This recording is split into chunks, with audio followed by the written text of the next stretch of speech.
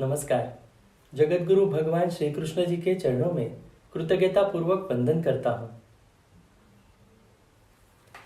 सनातन संस्था एवं हिंदू जनजागृति समिति की ओर से धर्म संवाद के इस विशेष कार्यक्रम में मैं कार्तिक सालुंके आप सभी का हार्दिक स्वागत करता हूँ। पिछले 2 दिनों से हम इस धर्म संवाद के कार्यक्रम में ज्योतिष एवं ज्योतिष शास्त्र इसके विषय में हम जानकारी प्राप्त कर रहे हैं। आज भी ज्योतिष शास्त्र से संबंधित कुछ महत्वपूर्ण बिंदुओं पर हम चर्चा करने वाले हैं। इस धर्म संवाद में हमारे साथ चर्चा करने हेतु सद्गुरु डॉक्टर चारुदत्त पिंगले जी उपस्थित हैं। आप हिंदू जनजागृति समिति के राष्ट्रीय मार्गदर्शक हैं और अध्यात्म के अधिकारी संत हैं। आपने अनेक ग्रंथों का संकलन भी किया है और विगत 21 वर्षों से आप हिंदू धर्म के प्रचारक के रूप में देश विदेश में भ्रमण करते हैं। तो आइए आज के इस धर्म संवाद के कार्यक्रम को हम प्रारंभ करते हैं। नमस्कार सद्गुरु डॉक्टर पिंगले जी। नमस्कार कार्तिक जी। हम पिछले 2 दिन से ज्योतिष शास्त्र से विषय में हम जानकारी ले रहे हैं। आज भी मेरा एक प्रश्न आपसे मैं पूछना चाहूँगा। हस्तरेखा विज्ञान के अनुसार कि हाथ की रेखाएं बदलती रहती है, क्या वो स्थिर रहती है? इसके बारे में आप हमें जानकारी दें।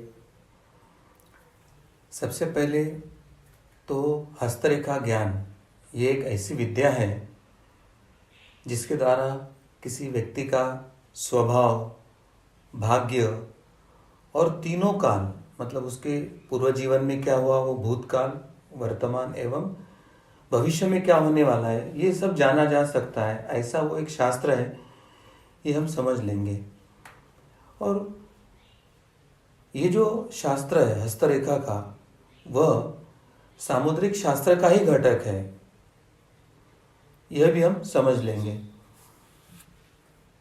हस्तरेखा विज्ञान के संदर्भ में यूनान का जो एक महान दार्शनिक अरस्तु थे, उन्होंने एक बार कहा था कि मनुष्य के हाथों की रेखाएं बिना किसी कारण के उकरी हुई नहीं होती है, बल्कि उसके हाथों की ये जो रेखाएं हैं, ये उसके जीवन में भविष्य में जो क्षण आने वाले हैं, संभावना है, उसको वह प्रकट करती है। और इसलिए जन्मतः तो मनुष्य के हाथ में जो रेखाएं आती है वो उस समय स्थिर होती है, परंतु कालांतर से उसमें बदलाव भी होता है। यह भी एक सत्य हमको समझने की आवश्यकता है। ज्योतिष्य शास्त्र ने हस्तरेखा देखने के बारे में कुछ विधियां बताई है, जिसके अंतर्गत ये शास्त्र कहता है कि रेखाओं के साथ व्यक्ति के जो हाथ का जो आकार होता है, उसकी जो बनावट है, उसका रंग है, उसकी त्वचा है, उसका नाखून है, इन सभी अंगों का एकत्रित अध्ययन करके हस्तरेखाओं का विश्लेषण किया जाता है। अब सर्वप्रथम हम हस्तरेखाओं के प्रकार क्या है वो जान लेंगे। हस्तरेखाओं के मुख्य 2 प्रकार है। एक प्रकार है कि जन्मजात, मतलब जन्म से जो आती है वो, और दूसरी है कि जन्म के पश्चात जो निर्माण होती है वो। ऐसे 2 प्रकार की रेखाएं होती है। अब जन्मजात रेखाएं क्या होती है? यह ऐसी रेखाएं है जो जातक अपने जन्म के समय उसके हाथ पर जो आती है, उपस्थित रहती है। सरल भाषा में अगर इसे बताना है तो शिशु के हाथों पर उसके बंद मुट्ठी में जो रेखाएं उभरती है वह उसकी जन्मजात रेखा होती है। और एक तरह से वो अपना जो भाग्य लेके आया है वो बंद मुट्ठी में लेके आया, और इस जीवन में वो अपनी मुट्ठी और भाग्य को खोलने वाला है, ऐसे उसका अर्थ है। अब इन रेखाओं में विशेषकर कौन सी रेखाएं होती है? उसमें एक जीवन रेखा होती है, एक मस्तक रेखा होती है, हृदय रेखा होती है, विवाह रेखा होती है और भाग्य रेखाएं होती है। इत्यादि रेखाओं के साथ शिशु के हाथ जन्मतः रेखाएं आती है। अब जन्म के पश्चात निर्मित रेखाओं में क्या होता है वो हम देखेंगे। अब कुछ रेखाएं व्यक्ति के, यानी जातक के वर्तमान जीवन के कर्मों के अनुरूप उसमें बदलाव होता है, वो निर्माण होते हैं। पुरानी कुछ रेखाएं मिट जाती है, नई कुछ रेखाएं निर्माण होती है। ऐसे व्यक्ति के हाथों पर रेखाएं बनती है, बिगड़ती है, बिगड़ती है, बनती है। इन रेखाओं के साथ व्यक्ति के हाथों पर कुछ शुभ चिन्ह, अशुभ चिन्ह भी प्रकट हो सकते हैं या मिट भी सकते हैं। और विशेषकर इन रेखाओं में कुटुंब रेखा है, संतान रेखा है, इसमें कम अधिक यानी न्यूनता आती जाती है। अब बहुत व्यक्ति के मन में यह प्रश्न होता है कि क्या हमारे हाथों में होने वाले रेखाओं का बदलाव हमारे ध्यान में आ सकता है? मगर इसका उत्तर यह है कि हाँ, निश्चित आपके भी ध्यान में आ सकता है। अगर अपने दैनंदिन जीवन में हम 3 माह तक के नियमित रूप से अपने हथेली के रेखाओं का बारीकी से निरीक्षण करते रहते हैं तो हमें समझ में आता है कि चाहे चोट के माध्यम से हो, किसी दुर्घटना या एक्सीडेंट के माध्यम से हो, या अन्य जीवन में होने वाले शारीरिक कष्ट है, या हम जो लेबर वर्क करते हैं, हार्ड वर्क जिसे कहते हैं, तो इसके कारण हमारे हथेली के चाहे जीवन रेखा को कहीं एक क्रॉस या छेद करने वाली रेखा निर्माण हुए ऐसे देखते हैं, या कुछ बिंदु या कुछ अन्य चिन्ह, शुभ या अशुभ चिन्ह भी प्रकट होते हैं, ऐसे हमें ध्यान में आता है। अब जब मानसिक तनाव व्यक्ति के जीवन में बढ़ने लगता है तो ऐसे ध्यान में आता है कि यह रेखाएं सिमटने लगती है, या धूमिल या धूसर होती है, अस्पष्ट होती है, ऐसे भी ध्यान में आता है। तो एक प्रकार इस हस्तरेखाओं के बदलाव में नियति हमारे बदलने वाले भविष्य की संकेत हमें देते रहती है, और किसी कारणवश हमारे जीवन में आने वाले प्रतिकूलता या आपदाओं में हम हस्तरेखाओं के शास्त्र का उपयोग करके संकटों का संकेत समझ लेते हैं, उसके ऊपर योग्य साधना और उपाय करते हैं, तो आने वाले कष्ट या अशुभ भाग्य को हम बदलने की क्षमता रखते हैं। जी सदगुरु डॉक्टर पिंगली जी, आपने अभी जैसे बताया तो हस्तरेखा विज्ञान में हाथ की रेखाओं के साथ ग्रह के क्षेत्र भी देखे जाते हैं, तो इसका क्या महत्व है?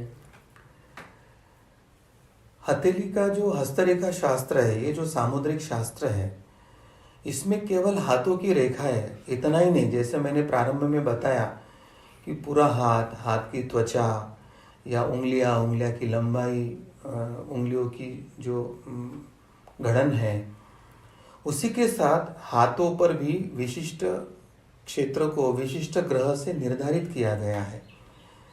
अधिकतम जो हमारी उंगलियां है, तो उंगलियों का जो मूल है, मतलब हथेली से जहाँ उंगलियां अलग होना शुरू होती है, वहाँ पर अधिकतर महत्व के ग्रहों का स्थान होता है। और वैसे जो अपना अन्य हाथ है, इसमें भी जो भाग होता है, उसमें भी कुछ ग्रहों का स्थान होता है। तो ये जो ग्रह का स्थान होता है, तो वो क्षेत्र को हाथों के ऊपर पर्वत ऐसे कहा जाता है, उस ग्रह का पर्वत कहा जाता है। अब हथेली के 2 प्रकार होते हैं। हथेली के स्थित ग्रहों के जो स्थान पर है, वहाँ पर एक तो उभार होता है या पर्वत जिसे हम कहते हैं, या वो एकदम फ्लैट यानी सपाट होता है। अगर जन्मता ये जो ग्रह का स्थान हमारे हथेली पर है, उस पर उभार या पर्वत अच्छा है, तो जन्मतः इन ग्रहों की स्थिति उस बच्चे के जीवन में या जन्म कुंडली में मजबूत है, ऐसे दर्शाते हैं, और भाग्य से इन ग्रहों का साथ वो लेकर आया है, ऐसे उसका संकेत होता है। यदि जन्मतः हाथों का ये जो ग्रह का क्षेत्र है, उस पे उभार नहीं है, वो सपाट है यानी फ्लैट है, तो जन्मकालीन ही उस बच्चे के ग्रह की जो स्थिति है वो अत्यंत दुर्बल है, और अपने साथ ग्रहों का जो भाग्य वो अल्पतः लेके आया है, या किंबहुना जीवन में दुर्भाग्य के क्षण अधिक है, कष्ट अधिक है, ऐसे उसको संकेत करके माना जाता है। अब हस्तरेखा ज्योतिष का जो एक सामूहिक विश्लेषण में जातक के हथेली पर ग्रहों के उभार जितने अधिक, जितने सुस्पष्ट है, उतना वह व्यक्ति अपने जीवन में आने वाले अवसरों का लाभ उठाता है और सफलता के शिखर में पहुंचने की संभावना होती है। ऐसे वो बताते हैं। यानी व्यक्ति ने प्रारब्धवश उसके जो पूर्वजन्म के अच्छे कर्म हैं वो इस जन्म में उसको साथ देने वाले हैं और उसके जीवन में अल्प कष्ट में अल्प प्रयासों में वो सफलता के शिखर में जा सकता है। ऐसे एक दूसरी तरह से वो संकेत होता है।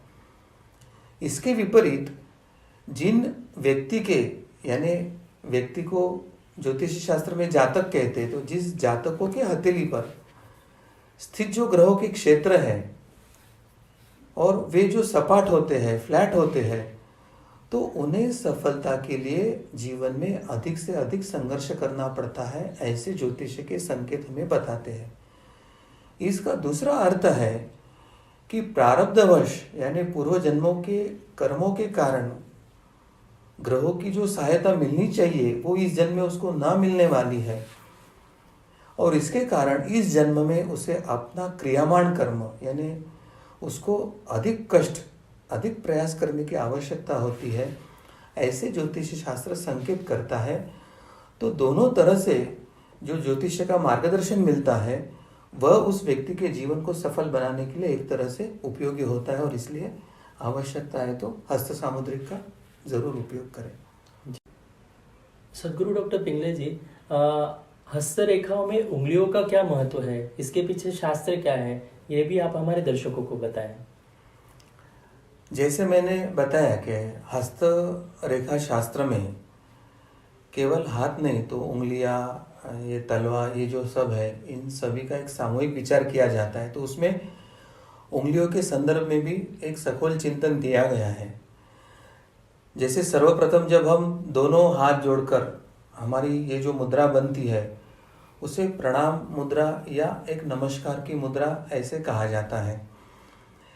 जब दोनों हाथों की सभी उंगलियां, जैसे ये अंगुष्ठ को अंगुष्ठ यानी अंगूठे को अंगूठा, तर्जनी से तर्जनी, मध्यमा से मध्यमा, अनामिका से अनामिका एवं कनिष्ठ से कनिष्ठा जब मिलती है तो एक बड़ा योग निर्माण होता है। जैसे शरीर को ब्रह्मांड का एक छोटा सा रूप माना जाता है, यानी ये पूरा ब्रह्मांड है तो शरीर एक पिंड है और ये पिंड जो है वो ब्रह्मांड का एक छोटा रूप माना जाता है।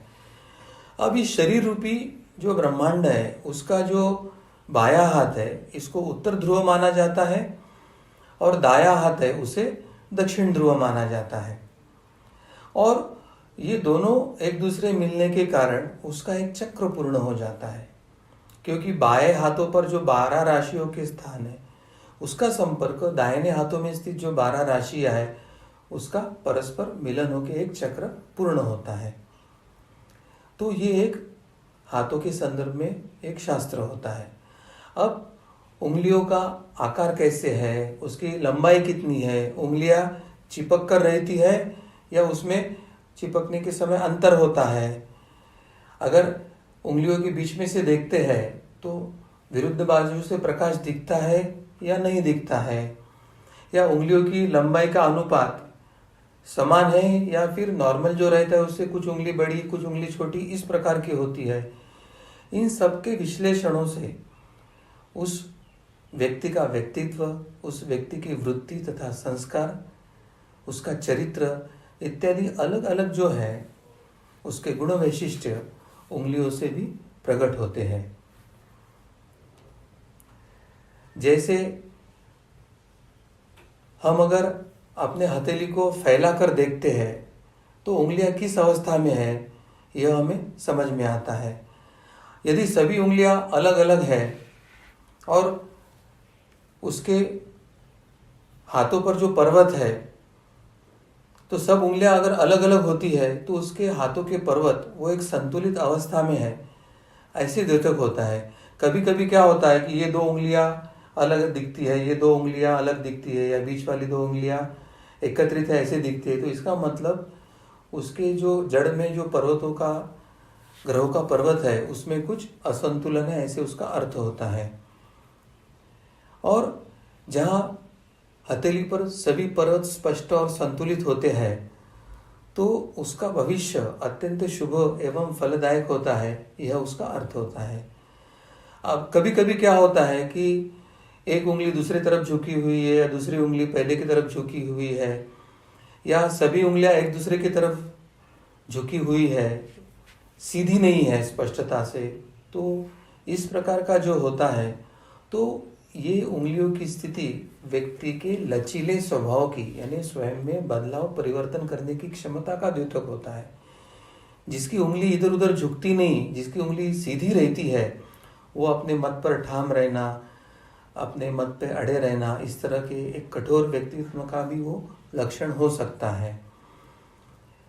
अब यदि सभी उंगलियों का झुकाव मध्यमा की ओर होता है, तो उस व्यक्ति के व्यक्तिमत्व में शनि पर्वत के जो गुण है तथा विशेषताएं हैं वह आ जाती है। तो इस प्रकार की उंगलियों की रचना, झुकाव या इसके आधार पर व्यक्ति के व्यक्तित्व को हम यहाँ पर बता सकते हैं।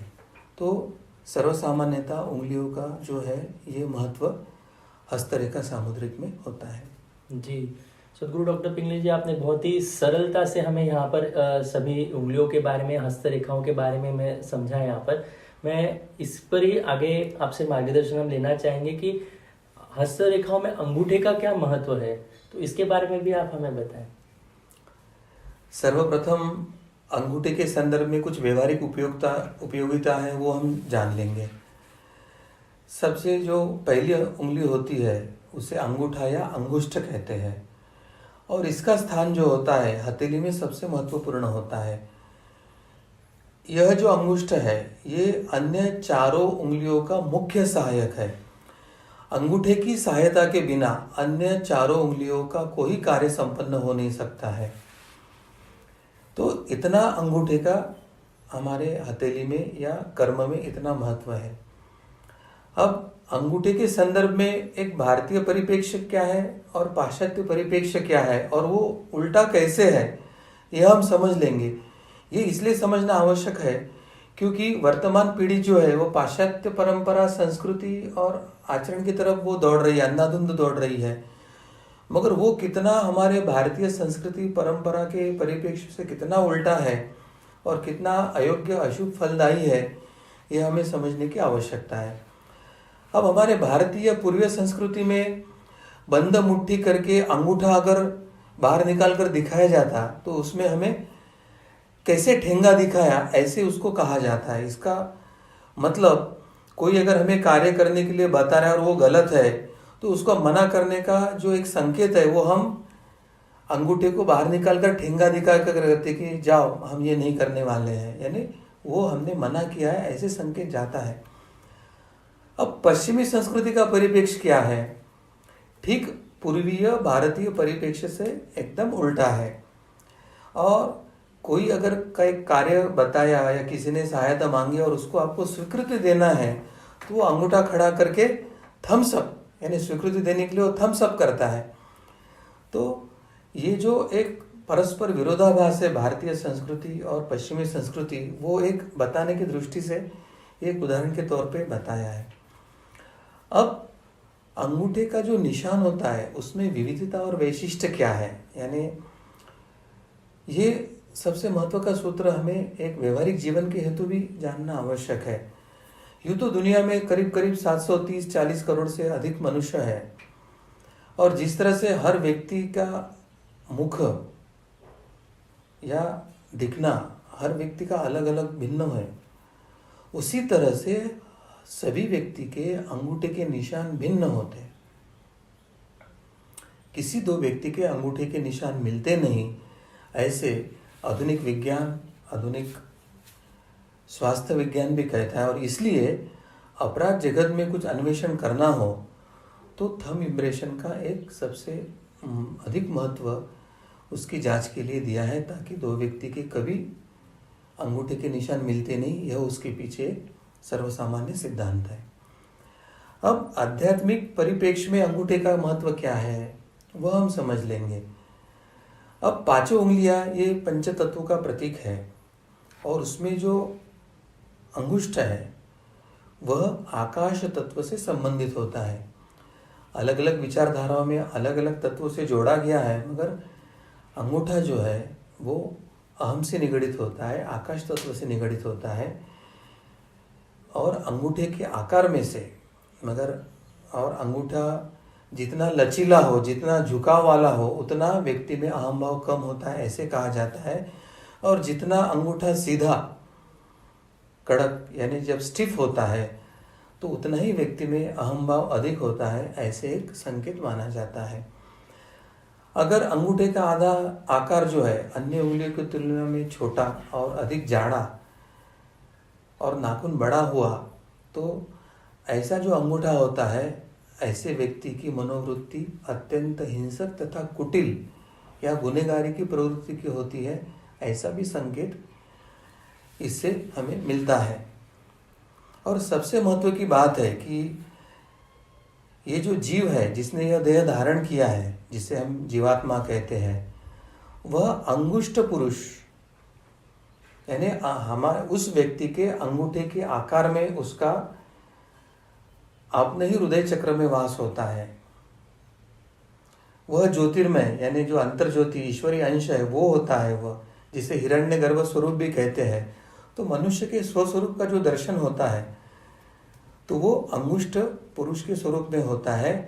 और यह जो विराट पुरुष की जो कल्पना पुरुष सूक्त में की गई है उसका यह वेष्टि अंश है, यह हमें जानने की आवश्यकता है। और यह वेष्टि अंश जब तक समष्टि में विलीन नहीं होता है तब तक मोक्ष प्राप्ति नहीं होती है, ऐसे भी इसका संकेत दिया है। जी, सदगुरु डॉक्टर पिंगले जी, आपने बहुत ही अच्छे प्रकार से हम यहाँ पर आप हमें समझा रहे हैं और बहुत ही ये अच्छा विषय है। हम सभी को ये ध्यान में आ रहा होगा कि ज्योतिष शास्त्र के अंतर्गत कुछ महत्वपूर्ण बिंदुओं पर हम आज यहाँ पर चर्चा कर रहे हैं। हस्तरेखाओं से संबंधित अंगूठे का क्या महत्व है ये अभी हमने समझ कर लिया। अभी मैं आगे आपसे पूछना चाहूंगा कि तर्जनी और मध्यमा, तो इसके विषय में भी आप हमें कुछ जानकारी दें। तर्जनी यह जो है अंगूठे के पास वाली जो उंगली होती है उसे तर्जनी कहा जाता है। व्यवहारिक दृष्टि से यह माना जाता है कि बच्चे जितने अधिक दिन अपने पिता के या अपने पालकों की इस तर्जनी को पकड़कर चलता है वह उतनी ही मात्रा में अपने ज्येष्ठ व्यक्तियों से, परिजनों से ऊर्जा प्राप्त करता है, ऐसे कहा जाता है। और ऊर्जा मिलने के कारण उसके विकास की गति भी उतनी तीव्र होती है, ऐसे ही बताया गया है। तर्जनी की ऊर्जा इतनी अधिक होती है कि कुछ फल या फूल उसके तरफ तर्जनी के द्वारा संकेत करने पर ही वो मर जाते हैं। और इसलिए तुलसीदास जी ने कहा है, यह कमड़ बतिया को नाही, जो तर्जनी देखी मर जाही। ऐसी मान्यता भारत के अलावा अन्य किसी देश में भी नहीं है कि नन्हे फल तर्जनी के संकेत से मर सकते हैं, इसलिए नन्हे फल या फूलों की तरफ तर्जनी से संकेत ना करें। और करना ही है तो इस तरह से तर्जनी की उंगली को मोड़कर संकेत करते हैं, इस तरह का संकेत नहीं करते हैं। तर्जनी का जो प्रयोग है वो मुख्यतः अध्ययन में लेखन करना है, यही उसका मुख्य कार्य होता है। और उसमें उसका सहायक होता है वो अंगूठा होता है। ये दोनों के उंगलियों के संयोग से मनुष्य लेखन और ज्ञानार्जन की प्रक्रिया करता है। अब तर्जनी का आध्यात्मिक महत्व क्या है? तो तर्जनी यह जो उंगली है वह पंचमहाभूतों के वायु तत्व से निगडित होती है। इसको पितरों की उंगली या पितृतर्पण के हेतु उपयोग में लाने वाली उंगली कहा जाता है। और इसलिए जपमाला में जप करते समय इस उंगली को निषिद्ध माना गया है। अब ज्योतिष शास्त्र की दृष्टि से इस उंगली का क्या महत्व है वो हम जान लेंगे। जिस व्यक्ति की ये जो तर्जनी उंगली है उसका झुकाव अंगूठे के तरफ होता है, उसमें अहंकार का मात्रा कम होती है। और अगर तर्जनी का झुकाव मध्यमा के तरफ यानी बीच वाली उंगली के तरफ हुआ है तो उस व्यक्ति के मिजाज यानी खुले दिल का या एक स्वच्छंदता का होता है। तो ऐसे जो लक्षण हैं वो तर्जनी के संदर्भ में हमें मिलते हैं। अब मध्यमा का क्या है? तो मध्यमा यह हाथ के बीच वाली और सबसे लंबी उंगली होती है और इसका मुख्य कार्य होता है तर्जनी को सहायता करना। अब अध्यात्म की दृष्टि से बीच वाली उंगली का क्या महत्व है? तो बीच वाली जो उंगली है यह तेज तत्व से निगडित होती है और जब हम किसी को तिलक लगाना है या कुमकुम तिलक करना है तो सामान्य व्यक्ति को कुमकुम तिलक करते समय हम मध्यमा का उपयोग करते हैं, देवताओं को तिलक कुमकुम करते समय हम अनामिका का उपयोग करते हैं। तो मध्यमा का उपयोग तेज प्रक्षेपित करने हेतु, तिलक लगाने हेतु किया जाता है। अब मध्यमा का ज्योतिष शास्त्रीय क्या महत्व है, हस्तरेखा के मुताबिक मध्यमा के क्या लक्षण होते हैं वो हम समझ लेंगे। अगर मध्यमा उंगली जो है उसका झुकाव तर्जनी के तरफ होता है तो ऐसे व्यक्ति का जो स्वभाव है वो अत्यंत गंभीर स्वभाव का व्यक्ति होता है और ऐसा व्यक्ति कोई भी कार्य करने के पहले बहुत सोच विचार करता है और ऐसे व्यक्ति में अहंकार की मात्रा भी बहुत कम होती है। तो ये कुछ जो लक्षण हैं वो मध्यमा उंगली से निगडित होते हैं व्यक्ति के। तो व्यक्ति की उंगलियां भी व्यक्ति के व्यक्तिमत्व या उसके गुण वैशिष्ट्य को ध्वनित करती है। जी, सदगुरु डॉक्टर पिंगले जी, आपने अंगूठा, मध्यमा और तर्जनी के बारे में हमें बताया। अब अनामिका और करंगुली का भी क्या महत्व है, इसके बारे में भी आप हमें बताएं। हाँ कार्तिक जी, ये जो अनामिका है ना, ये अत्यंत महत्वपूर्ण उंगली है क्योंकि इस उंगली का सीधा संबंध होता है वो मनुष्य के हृदय से होता है। अंत सभी जो हमें शुभ कार्य करना है तो सभी शुभ कार्यों में सबसे अधिक अनामिका का उपयोग किया जाता है, उसकी मान्यता सबसे अधिक होती है। इसी कारण जब माला से अगर हम उंगली पर गिनना है तो इस उंगली से ही प्रारंभ करते हैं और अंगूठे के सहायता से जप की गिनती हम करते हैं। धार्मिक कृत्य हेतु जब हमें कुछ उंगलियों में धारण करना होता है तो वह अनामिका में ही किया जाता है। पवित्रकों की हो या अन्य कोई अंगूठी हो या अधिकतम ग्रह के जो अंगूठियाँ होती है वह अनामिका में ही धारण करना चाहिए, ऐसे शास्त्र होता है। ग्रह और नक्षत्रों से संबंधित जो सभी रत्न की जो अंगूठियाँ बनाकर धारण की जाती है वो इसीलिए अनामिका में ही धारण किया जाता है क्योंकि इसके पीछे यही कारण है कि वे जो रत्न है वो सूर्य से अपनी वांछित ऊर्जा प्राप्त कर जो व्यक्ति यानी जो जातक उसे धारण कर रहा है वो उसको ऊर्जा प्रदान करता है और वो ऊर्जा उसको मिलने के कारण उसको जो वांछित ऊर्जा की जो कमी थी जिसके कारण उसके जीवन में व्याधि या संकट आया है वो दूर होने के लिए उसको सहायता होती थी। जो लोग मंत्र का जाप उंगलियों के माध्यम से करते हैं वो अपनी गणना इसी उंगली से प्रारंभ करते हैं। आध्यात्मिक दृष्टि से अनामिका का यह महत्व है कि अनामिका यह आप तत्व से, पंचमहाभूतों में से जल तत्व से निगडित उंगली है और पूजा विधि में वरुण देवता कलश स्थापना या वरुण देवता के आह्वान के बाद मुख्य देवता का आह्वान किया जाता है क्योंकि आप तत्व के माध्यम से देवताओं को वहाँ आगमन करना सुलभ होता है और इसीलिए पूजा में अधिकतर देवताओं को पुष्प गंध अर्पण करने हेतु या उस समय कुछ कुश या दर्भ धारण करना है तो उस हेतु अनामिका का ही उपयोग किया जाता है। अनामिका यह मतलब हृदय से निगडित होती है और दैवी कार्य के लिए उपयोग किए जाने वाली यह उंगली है। अब हम करांगुली के संदर्भ में देखेंगे। हमारी जो सबसे छोटी जो उंगली होती है उसे करांगुली या कनिष्ठिका या कनिष्ठा कहा जाता है। ये उंगली का मुख्य जो कार्य है वह अनामिका की सहायता करना, यही उसका सबसे महत्व का कार्य है। वैसे उसका स्वयं का कोई कार्य नहीं है। अब आध्यात्मिक परिप्रेक्ष्य से अगर देखते हैं तो अनामिका यह पृथ्वी तत्व का प्रतिनिधि करने वाली उंगली है और पृथ्वी तत्व यानी एक तरह से जड़त्व का। तो एक बार किसी ने प्रश्न पूछा था कि सामान्यतः विष्णु जी के करंगली पर क्यों चक्र होता है और जब वो युद्ध काल में होता है तो वो तर्जनी पे क्यों धारण करते हैं। तो इसका अर्थ है कि जैसे हमारे घर में अगर कोई गाड़ी है और हमको उपयोग नहीं करना है तो हम उसको गैरेज में रख देते हैं। तो इस तरह से सुदर्शन चक्र का जब उपयोग नहीं करना है और भक्तों के लिए जब कार्य करते हैं तो पृथ्वी तत्व वाले जड़त्व वाले उंगली में विष्णु जी सुदर्शन चक्र को धारण करते हैं। उसके कारण वो गतिशील नहीं होता है, मतलब वो स्टैटिक यानी एक विश्राम की स्थिति में है, ऐसा उसका द्योतक है। मगर युद्ध काल में जब वो तर्जनी पे धारण करते हैं तो तर्जनी वायु और वायु गति से संबंधित होता है। तो जिस तरह से कोई सैटेलाइट को लॉन्च पैड में लाके एक्टिवेट करने की प्रक्रिया होती है, उस तरह से युद्ध काल में प्रथम तर्जनी पे धारण किया जाता है और फिर तर्जनी से उस चक्र को छोड़ा जाता है।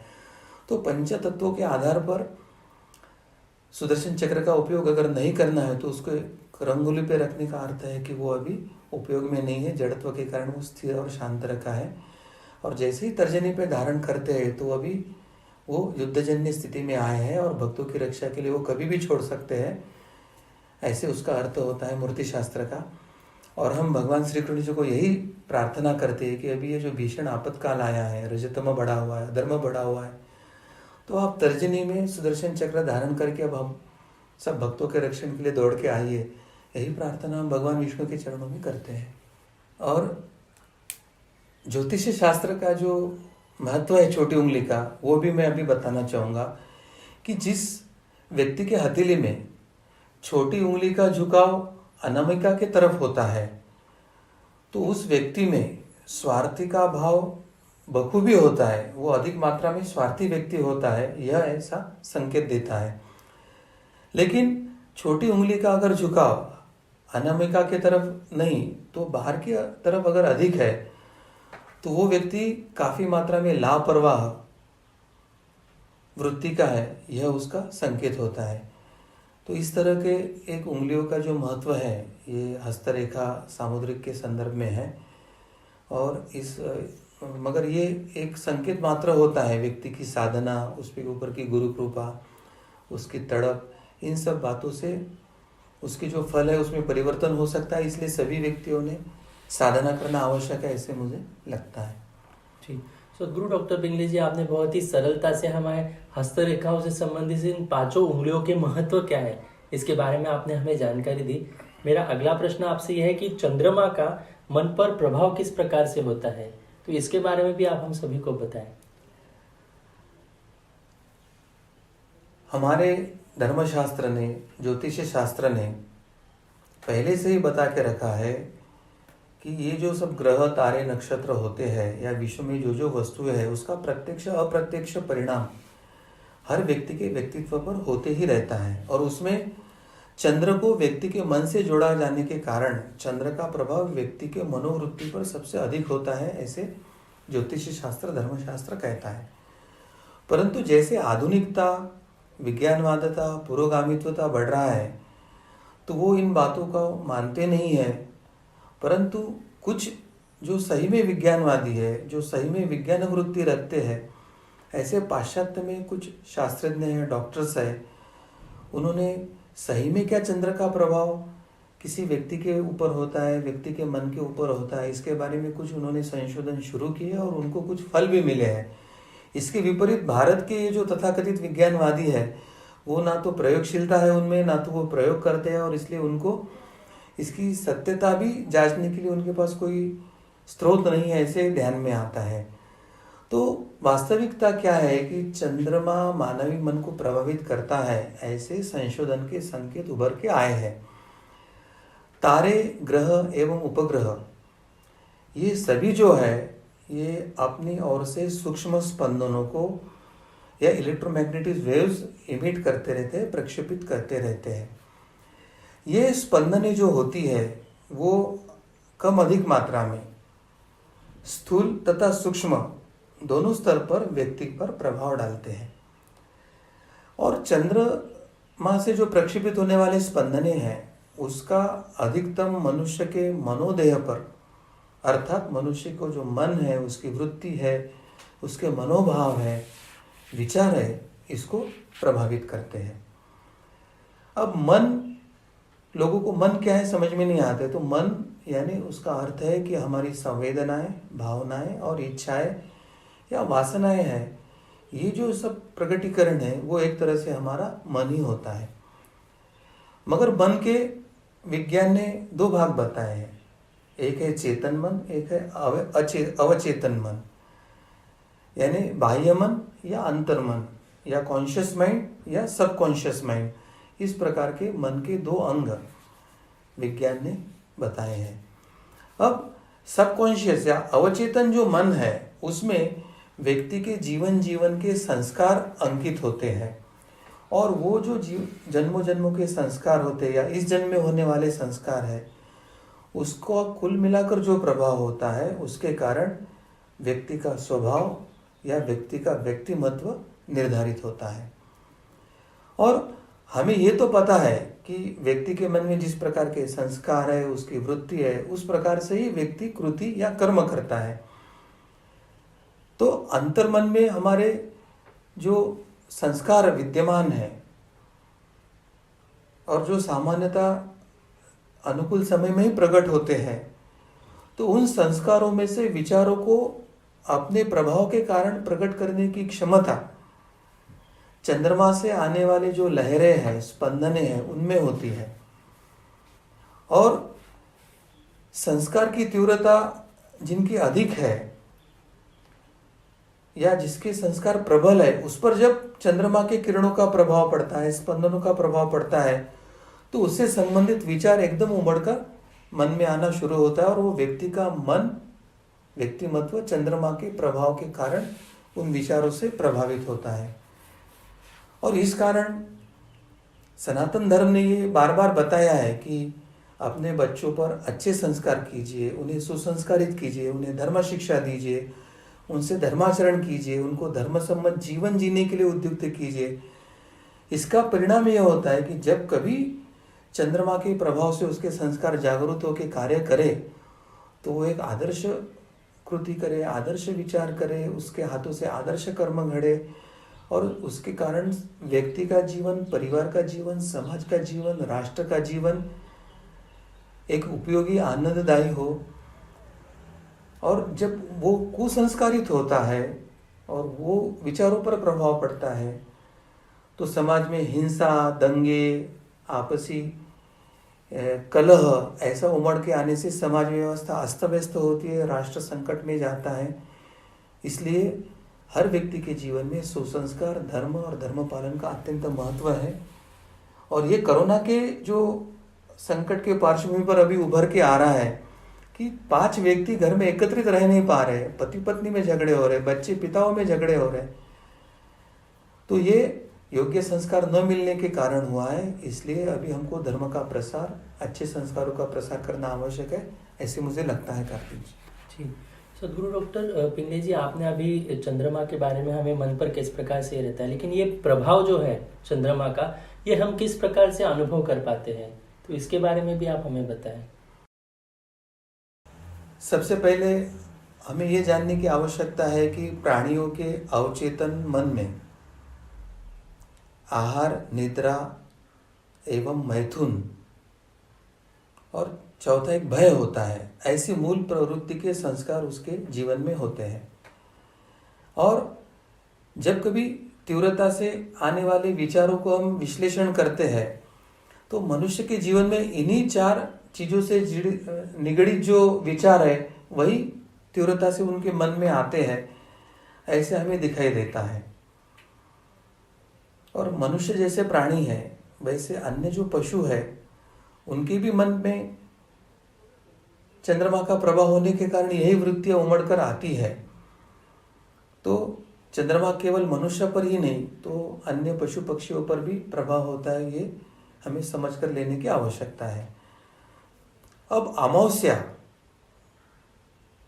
अमावस्या के दिन क्या स्थिति होती है वो हम जान लेंगे, ताकि उसका परिणाम क्या होता है वो हमें समझ में आएगा।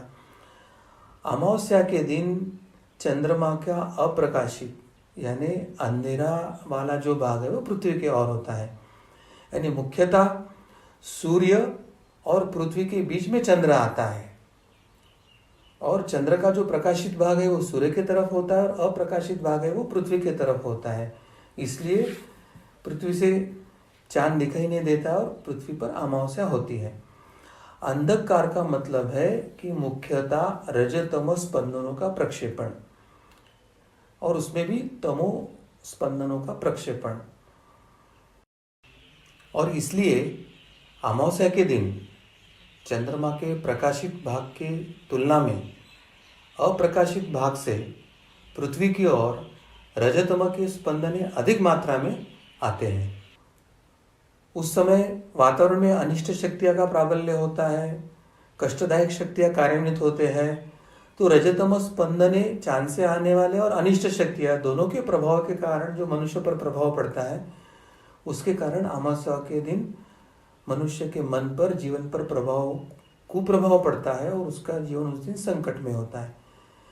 इसके विपरीत पूर्णिमा के दिन क्या होता है कि चंद्र का प्रकाशित भाग जो होता है वो पृथ्वी की ओर होता है। उस दिन सूर्य और चंद्र के बीच में पृथ्वी होती है और सूर्य का प्रकाश चांद के जिस भाग पर पड़ रहा है वो प्रकाशित भाग सूर्य से दिखता है। अब अंधेरा न होने के कारण अमावस्या के तुलना में पूर्णिमा के दिन रजतम जो होता है वो अल्प होता है। अनिष्ट शक्तियों का संचार अल्प प्रमाण में होता है, परंतु पूर्णिमा के दिन चंद्रमा के पूर्ण स्पंदन अधिक मात्रा में कार्यान्वित होने के कारण और चंद्रमा के स्पंदन मनुष्य के मन को प्रभावित करते हैं। इस कारण पूर्णिमा के दिन मनुष्य के मन में विचारों का प्रमाण अत्यंत अधिक होता है और विचारों के कारण उसमें अस्वस्थता आती है। नकारात्मक विचार भी संस्कारों के अनुरूप अधिक आ सकते हैं और मनुष्य के जीवन में कष्ट, मानसिक कष्ट एवं आत्महत्या जैसे विचार भी उस दिन प्रकट हो सकते हैं। अब पूर्णिमा के दिन अन्य जो व्यक्ति है जिनमें विशिष्ट संस्कार है उन पर क्या प्रभाव पड़ सकता है वो हम देखेंगे। समझो यदि कोई व्यक्ति लेखक है, लेखन क्षमता उसमें है और उसको कोई पुस्तक लिखने का उसका मन है और पूर्णिमा के दिन अगर वो अपना मन पुस्तक लेखन पर केंद्रित करता है तो उस दिन चंद्र के प्रभाव के कारण उसके मन में उस जो विषय पर लेखन करना चाहिए वो विषय और ग्रंथ लिखाण के संदर्भ में प्रतिभा वृद्धि होकर अधिक विचार आकर उसका ग्रंथ लेखन अधिक प्रतिभा से, अधिक प्रगल्भता से हो सकता है और वो अधिक विपुल प्रमाण में, एक समृद्ध प्रमाण में ग्रंथ लेखन कर सकता है। तो व्यक्ति के संस्कार वैसे है करके वैसे अनुकूल परिणाम हुए और व्यक्ति को लाभ हुआ। यदि अगर किसी व्यक्ति में क्रोध है, लोभ है, ऐसे कुछ प्रबल दोष है और इस कालखंड में उससे संबंधित विचार उसके बाह्य मन में यानी मन में आ रहे हैं या वो इस विचारों के चिंतन में है या वो ऐसे कुछ दृश्य देख रहा है, टीवी पर हो, मोबाइल पर हो, जिसके कारण उसका मन इच्छाएं, वासनाएं या काम क्रोध की तरफ आकर्षित हो रहा है और ऐसे समय अगर पूर्णिमा के चंद्र का प्रभाव उसके मन में होता है तो ऐसे संस्कार प्रबलता से उभर के आने से फिर उस व्यक्ति की हिंसा होना, क्रोध उमड़ के आना, गलत कृत्य होना, ऐसे कर्म होने की संभावना होता है। उदाहरण के तौर पर अगर हम देखते हैं कि कोई शराबी है और उसके मन में शराब पीने के विचार प्रबल है और मद्यपान करने का विचार भी आ रहा है, तो जब चंद्र के स्पंदनों का परिणाम उसके मन में आएगा तो ये विचार इतना प्रबल हो जाएगा कि वो व्यक्ति अपने आप पर संयम नहीं रख पाएगा, वो जाकर मद्यपान करेगा, शराब को ग्लोरीफाई करेगा और फिर शराब पीने के बाद जो गलत कृत्य होने की संभावना है वो होने की संभावना होती है और फिर इस कारण अमावस्या और पूर्णिमा के दिन व्यक्ति पर गलत प्रभाव पड़ सकता है, ऐसे कहा गया है।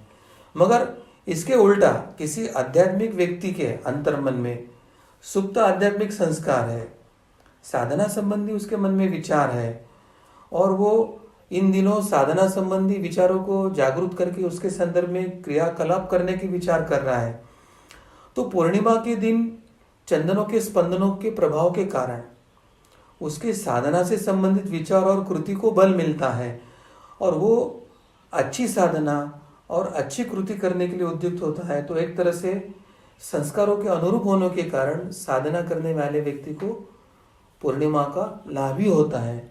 और इसलिए शास्त्र में ऐसे बताया गया है कि अमावस्या या पूर्णिमा के 2 दिन पहले और 2 दिन बाद व्यक्ति ने अपने जीवन में अधिक से अधिक साधना करनी चाहिए। अमावस्या के लिए वो कुप्रभाव को, गलत प्रभाव को कम करना, संकटों से सामना करने के लिए उपयोगी होती है।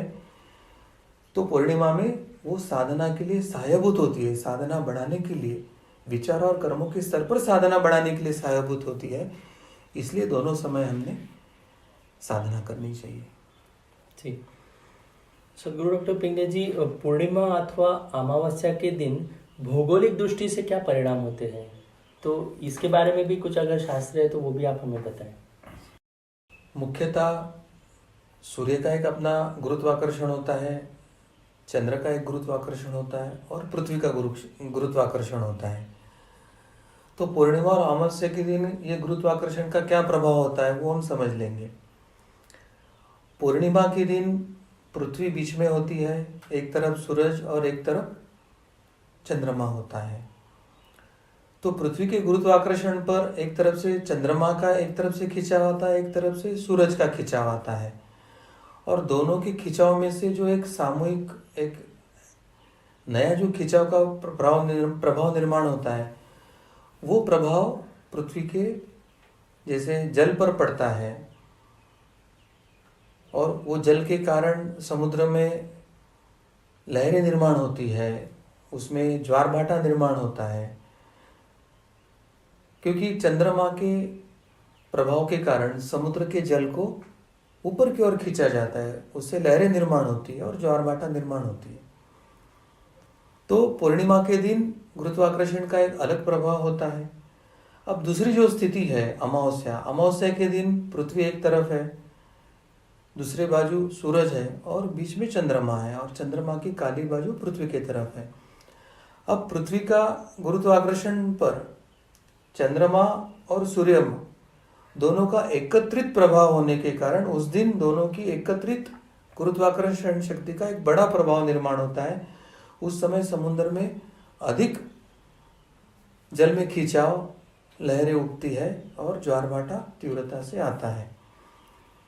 तो इस तरह से ये दोनों तरफ से आने वाले गुरुत्वाकर्षण का जिस तरह से प्रभाव समुद्री जल पर पड़ता है, उसी तरह से मानव का शरीर भी लगभग 65% जो है वो जल या आपतत्व से बना होता है और मनुष्य का जो मस्तिष्क और हृदय है वो अधिकतम 73% जो होता है वो जल तत्व युक्त होता है।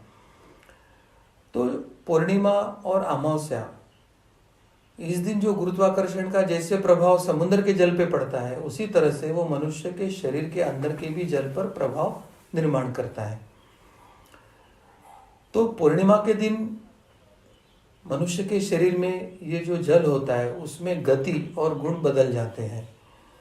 वैज्ञानिकों के अनुसार इस दिन चंद्रमा की जो गति होती है उससे आने वाले स्पंदनें जो है वो काफी तेज होते हैं, क्योंकि प्रकाशित भाग की ओर से स्पंदनें आती है। तो उससे जो जल में खिंचाव निर्माण होता है, जल में खिंचाव के कारण जो एक इलेक्ट्रोमैग्नेटिक फोर्स वहां क्रिएट होता है, उसके कारण जो हमारे नर्व्स के जो न्यूरॉन सेल्स होते हैं वो अधिक क्रियाशील हो जाते हैं, वो ज़्यादा उत्तेजित हो जाते हैं और उत्तेजित होने के कारण उसका मन पर प्रभाव होकर व्यक्ति भावुक हो जाता है। इसके कारण परिणाम ऐसे होता है कि मनुष्य को जो अग्नि होता है वो अग्नि मंद हो जाता है, पेट का जो चयापचय यानी एक डाइजेस्टिव जो क्रिया है वो शिथिल हो जाती है, दिमाग का जो नियंत्रण शरीर पे होना चाहिए वो कुछ मात्रा में कम होता है और भावनाओं पर वो ज़्यादा केंद्रित होता है। और ऐसे व्यक्तियों पर चंद्र का जो प्रभाव है वो गलत दिशा में जा रहा है ऐसे दिखाई देता है। और इसी के कारण अधिकतम पूर्णिमा के दिन कुछ ना कुछ व्रत रखने की परंपरा हमारे धर्मशास्त्र ने दिया है, ताकि उस दिन खाने पर भी परहेज हो, शरीर में जल की मात्रा पर भी परहेज हो और साधना के कारण चंद्र का जो प्रभाव है व्रत के कारण वो भी कम होता है। उदाहरण के तौर पर अगर हम देखते हैं, जैसे हम सामान्य श्वास लेते हैं और एक गहरा श्वास लेते हैं, तो सामान्य श्वास के तुलना में गहरे श्वास में हम 3 गुना वायु मुख में हमारे फुफ्फुस में प्रविष्ट होती है। अब इसकी तुलना अगर हम चंद्रमा का खिंचाव के संदर्भ देखते हैं, तो सामान्य दिनों में चंद्रमा का जो खिंचाव होता है और पूर्णिमा अमावस्या के दिन जो चंद्रमा का पृथ्वी की तरफ खिंचाव होता है, तो सामान्य श्वास और गहरे श्वास में जो 3 गुना फर्क होता है, उतना ही चंद्र के प्रभाव का गुनाफल जो है वो पृथ्वी पर होता है। और क्योंकि पृथ्वी का जो वातावरण है वो वायुमंडल से वलयांकित है और जब चंद्र का प्रभाव पड़ता है तो 3 गुना जो वायुमंडल को अपनी तरफ खींचता है, तो पूरी पृथ्वी के आजू बाजू में एक सूक्ष्म दबाव का केंद्र निर्माण होता है। और ये जो सूक्ष्म दबाव का केंद्र निर्माण होता है, उसके परिणाम स्वरूप मनुष्य पर उस समय वातावरण में जो कार्यान्वित अनिष्ट शक्तियाँ हैं, आसुरी शक्तियाँ हैं, उनका मनुष्य के शरीर और मन पर आक्रमण का 3 गुना बढ़ोतरी हो जाती है। और यह अनिष्ट दबाव पूर्णिमा या अमावस्या के 2 दिन पहले से आरंभ होता है और 2 दिन उपरांत ही समाप्त होता है। और इसलिए पूर्णिमा और अमावस्या के 2 दिन पहले और 2 दिन बाद तक के हर व्यक्ति ने साधना की तरफ अधिक ध्यान देना चाहिए, ऐसे शास्त्र बताता है। तो गुरुत्वाकर्षण या भौगोलिक दृष्टिया ऐसे प्रभाव सूरज और चंद्रमा का पृथ्वी पर तथा मनुष्य पर होता दिखाई देता है। कार्तिक जी, आपने अभी जिस प्रकार से बताया, तो वैसे पूर्णिमा एवं अमावस्या को चंद्रमा का प्रभाव बढ़ा हुआ रहता है, तो इसका परिणाम क्या हो सकता है, तो इसके बारे में भी आप हमें बताएं।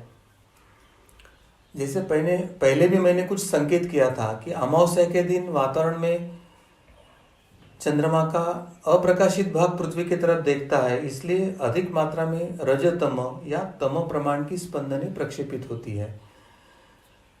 उस समय रात घनी अंधेरी होने के कारण अनिष्ट शक्तियां भी कार्यान्वित होती है और उनके लिए घनी रात और रजतम प्रधान वातावरण अनुकूल होता है।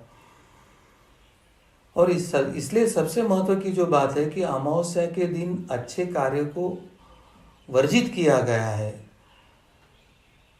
क्योंकि अमावस्या के ये जो वातावरण है उसको अपवित्र माना गया है और इसलिए शुभ कार्य अमावस्या के दिन नहीं करते हैं। यह शास्त्र हमें समझने की आवश्यकता है। अब चंद्रमा से जो रजतम प्रभाव के जो स्पंदने आ रहे हैं और मनुष्य के मन पर प्रभाव कर रहे हैं, उसके मन में जो एक कुसंस्कार है या गलत नकारात्मक विचार है, तो मनुष्य का पलायन करना यानी घर से भाग जाना या आत्महत्या के विचार आना या भूतों के द्वारा उस दिन वो आवेशित होना, प्रगटीकरण होना, ऐसे घटनाएं घटने की संभावना बढ़ती है। और विशेष रूप से रात्रि के समय में जब सूर्य की जो ब्रह्मांड की मूलभूत ऊर्जा है, अग्नि तत्व या तेज तत्व, वो रात में उपस्थित नहीं रहता है, इसलिए अमावस्या के रात्रि में ये प्रभाव अधिक दिखाई देते हैं। अमावस्या के रात्रि में अनिष्ट शक्तियों को मनुष्य को कष्ट पहुंचाने के लिए अत्यंत स्वर्णिम अवसर होता है। इसलिए अमावस्या के रात में कहीं बाहर ज़्यादा ना निकले, एक जगह घर में रुककर साधना करें और अच्छे से उसके लिए कवच या इसके लिए प्रार्थना करें, वास्तु शुद्धि करें। ये सब बातें इन दिनों करना बहुत आवश्यक होता है। कार्तिक जी जी, सदगुरु डॉक्टर संजय जी, पूर्णिमा और अमावस्या दोनों ही दिन कष्ट का भाग रहता है, तो इन कष्ट में कोई अंतर है क्या, तो इसके बारे में भी आप बताएं। हाँ, ये दोनों दिनों के कष्ट में अंतर होता है। अमावस्या तथा पूर्णिमा के दिन पर अमावस्या तथा पूर्णिमा के दिन मनुष्य पर होने वाले जो प्रभाव है उसमें मूलतः सूक्ष्मतः अंतर होता है। पूर्णिमा के दिन चंद्र का प्रकाशित भाग पृथ्वी की ओर होता है, तो रात्रि में के अमावस्या के रात्रि के तुलना में जो रजतम की जो मात्रा पूर्णिमा के दिन बढ़ती है वो अमावस्या के तुलना में अत्यंत अल्प मात्रा में होती है। पूर्णिमा के दिन चंद्रमा का जो प्रतिकूल परिणाम है वो साधारणतः मनुष्य के स्थूल देह पर या भौतिक इसमें दिखाई देता है। तो अमावस्या के दिन चंद्रमा का जो परिणाम है वो अधिकतम मनुष्य के मन पर होता दिखाई देता है। पूर्णिमा के दिन चंद्रमा का स्पंदनों का जो परिणाम है वो मनुष्य के अधिकतम दृश्य स्तर पर हमें दिखाई देता है, इस तरह का होता है। तो अमावस्या के दिन चंद्रमा के स्पंदनों का जो परिणाम है वो अनकालनीय होता है, यानी समझ के परे होता है। यह हमें समझने की आवश्यकता है। और अमावस्या के दिन चंद्रमा का जो परिणाम हो रहा है वो दृश्य स्तर पे ना होने के कारण व्यक्ति अधिक असावधान रहता है और इसलिए वो परिणाम भयावह होने की संभावना होती है। और इसके लिए व्यक्ति अमावस्या के दिन उन कष्टों के ऊपर मात करने के लिए कोई प्रयास नहीं करता है और वो अधिक अधिक कष्ट में बढ़ते जाता है। तो धर्म ज्ञान लेना, धर्म शिक्षा लेना, इन शास्त्रों का ज्ञान लेने के कारण जब वो सतर्क हो जाता है अमावस्या पूर्णिमा के दिन और उसके 2 दिन पहले और 2 दिन बाद में वो साधना को अधिक करने का प्रयास करता है, तो ये अनिष्ट जो परिणाम है, अनाकलनीय जो परिणाम है, उससे वो मुक्त होने के लिए संभावना होती है। सदगुरु डॉक्टर पिंगले जी, आपने अभी जैसे हमें बताया तो उससे ध्यान में आता है कि पूर्णिमा और अमावस्या के दिन कष्ट का भाग रहता है। तो इस प्रकार के कष्ट पूर्णिमा और अमावस्या के दिन ना हो, इसके लिए हमें क्या प्रयास करने चाहिए, तो ये भी आप हमें बताएं। बहुत अच्छा प्रश्न पूछा आपने कार्तिक जी, क्योंकि जैसे भौतिक विज्ञान में prevention is always better than cure कहा गया है, उस दृष्टि से अध्यात्म भी यही है कि प्रतिबंधात्मक हम क्या कर सकते हैं जीवन में, जिसके कारण अमावस्या पूर्णिमा के दिन हो या हमारे कोई कर्म हो या हमारे जीवन के जो प्रारब्ध हो उसका अब अनिष्ट परिणाम हमारे जीवन में ना हो, तो इसके लिए हम क्या क्या कर सकते हैं। तो अमावस्या तथा पूर्णिमा के दिन चंद्रमा के जो हानिकारक प्रभाव आध्यात्मिक कारणों से होते हैं, उसके लिए हर व्यक्ति ने आध्यात्मिक उपचार अथवा साधना करना अत्यंत आवश्यक है। और आध्यात्मिक उपचार तथा साधना ही इन अनिष्ट परिणामों से बचने के लिए उसे सहायक हो सकते हैं, यह हम समझ लेना चाहिए। चाहे व्यक्तिगत या पारिवारिक जीवन में, चाहे कर्ता पुरुष हो या व्यक्ति हो, या राष्ट्र के जीवन में राष्ट्र का प्रमुख हो या वैश्विक स्तर पर, इस दिन कोई महत्वपूर्ण निर्णय ना ले। व्यक्ति अपने जीवन में क्रय विक्रय करना, इस तरह का व्यवहार ऐसे दिन ना करे, क्योंकि ऐसे निर्णयों पर अनिष्ट शक्तियाँ अपना प्रभाव डालकर उसमें कुछ कष्ट निर्माण करके या कुछ विपरीत फल देने के लिए प्रभावित कर सकती है। यह समझने की आवश्यकता है।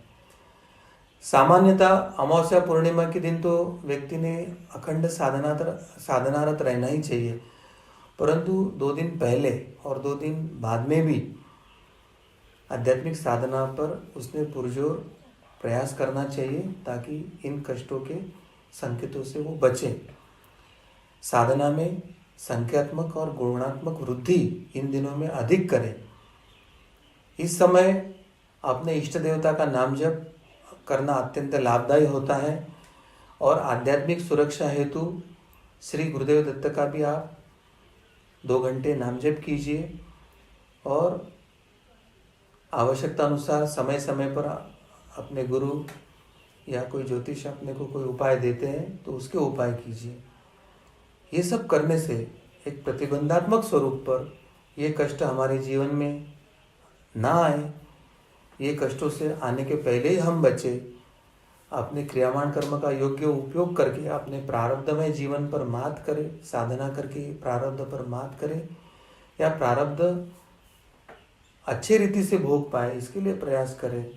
ऐसे करने से हमारा जीवन अत्यंत सुखमय यानी आनंदमय होगा, ऐसे मुझे लगता है। जी, बहुत बहुत धन्यवाद सदगुरु डॉक्टर पिंगले जी। इस धर्म संवाद के माध्यम से आपने ज्योतिष एवं ज्योतिष शास्त्र से संबंधित अनेक बिंदुओं पर हमारे शंकाओं का आप समाधान कर रहे हैं। हम सभी आपके प्रति बहुत बहुत कृतज्ञ हैं। इसी के साथ आज के इस धर्म संवाद में अभी हम यहीं पर इसको विराम देते हैं। आपको यह संवाद सुनते समय यदि आपके मन में कोई शंका निर्माण हुई हो, कोई प्रश्न निर्माण हुए हो, तो आप अपने कमेंट बॉक्स पे, चैट बॉक्स पे अवश्य वो लिख सकते हैं। आने वाले धर्म संवाद में आपकी शंकाओं का समाधान करने का हम पूर्ण रूप से प्रयास भी करेंगे। आप ये जो चैनल देख रहे हैं, यूट्यूब चैनल है, वो अन्य लोगों को इसको भेज सकते हैं, सब्सक्राइब कर सकते हैं और फेसबुक पेज को लाइक भी कर सकते हैं, ताकि आपको जो आने वाले जो वीडियोज़ है इसके बारे में आपको जानकारी हम दे सकते हैं। इसलिए अभी हम ये संवाद को यहीं पर हम रोकते हैं। भगवान श्री कृष्ण जी की असीम कृपा से आज का यह धर्म संवाद यहीं पर समाप्त हुआ, ऐसे मैं घोषित करता हूँ। नमस्कार।